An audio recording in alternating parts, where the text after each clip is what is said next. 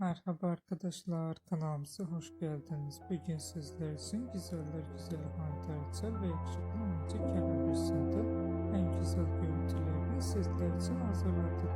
Kerem Bürsin ve Hande Erçel çifti Sen Çal Kapımı dizisinde